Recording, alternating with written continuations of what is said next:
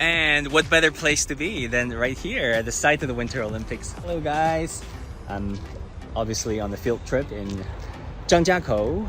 That is a co-host for the 2022 Winter Olympics. And this is the site of the Winter Games. So this sport is called ski jumping. As some of you may know, the snow is not there yet, but it will be by the time of the Olympics, that is in 100 days from here. What's unique about this place is that this is zero carbon. I mean, everything, all the electricity is powered by green electricity, from heating, from snow making machines, everything. And the green electricity comes from rural areas that is about 100 to 200 kilometers from here, and from solar, from wind, from hydropower, and those electricity is stored and converted in power plants that we visited and sent over to this Olympic venue. So this will be, in theory and in practice, the first zero carbon Winter Olympics. Super exciting. I can't wait for the games to start. But who know me understand this is so dear to my heart. Super exciting. Wow, National Ski Jumping Center, the site of the Winter Olympics. Professor Pan, welcome.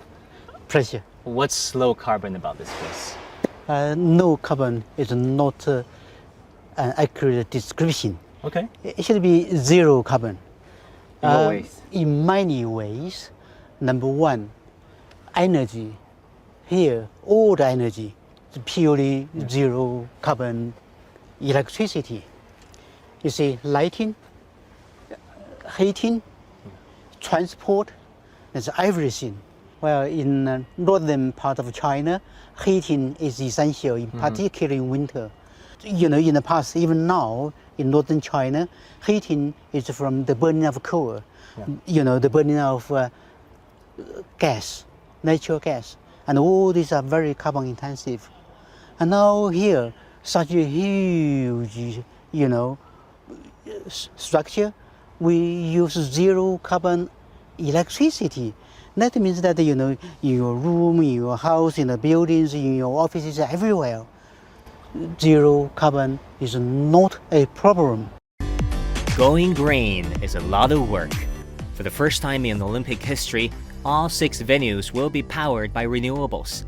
And that will cut carbon dioxide emissions by 320,000 tons and cut the use of coal by 128,000 tons. Legacy venues from the 2008 Summer Games have been converted for the winter events. For example, the famous Water Cube, the swimming pool that hosted multiple new world records, will become the Ice Cube for curling events.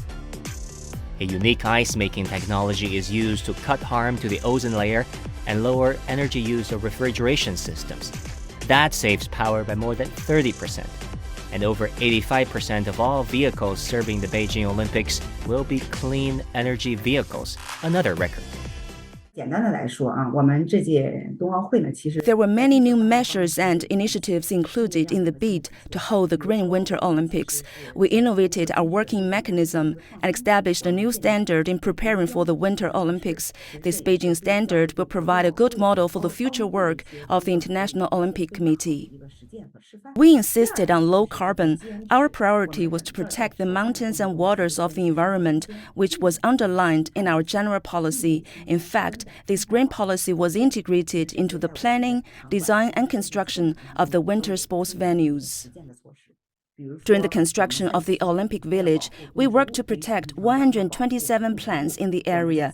We relocated plants near the venue or to other places that were similar to their previous habitats so that they could continue to grow. So far, we've transplanted more than 24,000 plants in about 300 acres.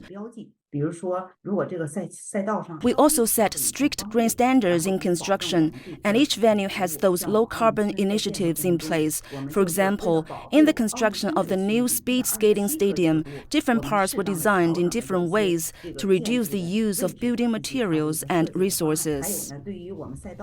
Through these green initiatives, we've also managed to drive the development of environmentally friendly technologies and models in the region.